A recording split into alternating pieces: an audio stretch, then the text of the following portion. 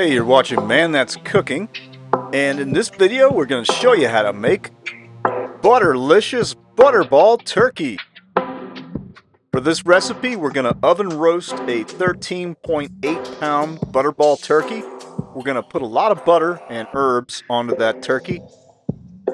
And we're also going to show you how to use the neck and the giblets to create a really simple gravy. So first we're going to chop up 2 sprigs of rosemary leaves and about 4 sprigs of thyme, and use your knife to break it down into small little bits. And then add about 2 teaspoons of that herb mixture to 1 stick of softened butter. You can soften butter by leaving it on the countertop for about 30 minutes. And once you do, get a mixture going just like this. Next, remove that Butterball turkey from its packaging, take out the neck and the giblet package, and wipe down any excess moisture. Now for this part, you may want to put the kids to bed.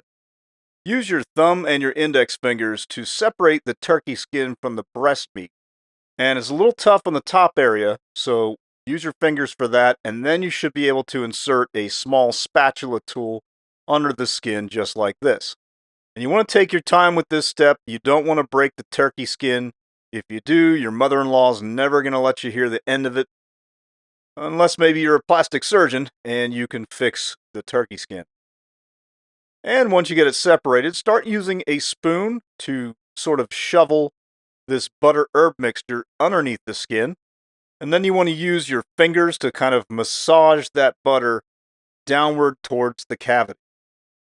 And while you're working the butter towards the cavity, you also want to push some of that butter down towards the side, so right there by the leg and over the thigh, and that will drop some butter onto the thigh and the top of the turkey leg and give that some good flavoring as well. So take your time with this. If you need to use the spatula, go ahead and put that spatula in there to push some of this butter if it gets clumped up. And take your time with this step. It's not an easy step. It's a little bit aggravating. And just work in as much butter as you can. You may not be able to get butter everywhere under the skin, and that's okay. Next, you want to flip this turkey over and pat it dry. Then we're going to rub on some of this remaining butter. And it's hard to get it to stick, so if you want to melt the butter a little bit in the microwave and brush that butter on, that's even better.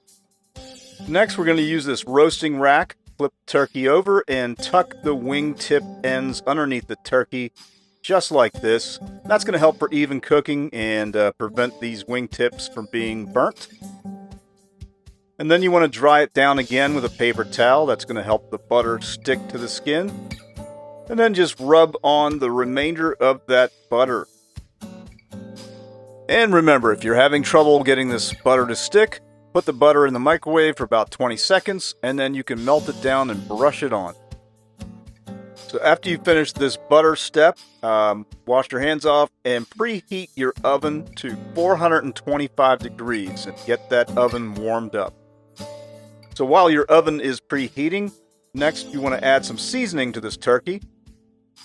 And we're just going to keep it simple with some black pepper and kosher salt. And following that, we're going to add some of this chopped rosemary and thyme on top of that, just like this. And if you want extra flavor, you can also season the cavity of this turkey and put some sprigs of thyme and rosemary there.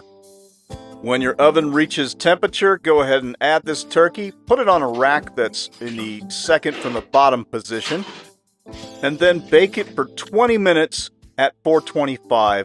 Then drop the temperature to 350, and that's going to help to brown the skin. Next, we're going to show you how to use the neck and this giblet gift bag to make a delicious gravy, and this is pretty easy to do. And why not do this instead of just throwing this stuff out, right? Submerge the neck and the giblets with about 4 to 5 cups of water in a saucepan, and then after it reaches a boil, turn down the temp to about a medium-low, and let it simmer for about 2 hours. And you could also add a sprig of thyme or rosemary to this as well. Alright, so it's been an hour of roasting this turkey at 350 Fahrenheit. You want to insert a temperature probe if you've got one.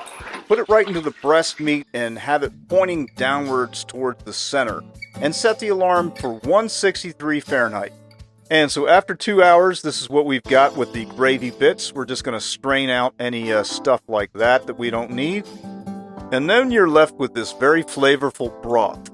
And you have this meat here, and the meat's given up most of its flavor to that broth. So this meat's a little bit watered down.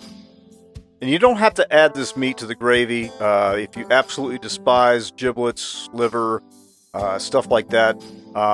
Give it to your cat or dog. Just don't give them the neck bone, because that's not good for cats or dogs. They're feeding the dogs. They're feeding them giblets and necks. Alright, so roughly 2 hours after inserting the probe, that was 20 minutes after cooking at 425, we've reached the temperature, and we're taking the turkey out, and we're going to let it rest for 20 minutes on a cutting board. Now you can make gravy while that turkey is resting. So put a 8-inch skillet on a medium temperature burner and add 4 tablespoons of butter.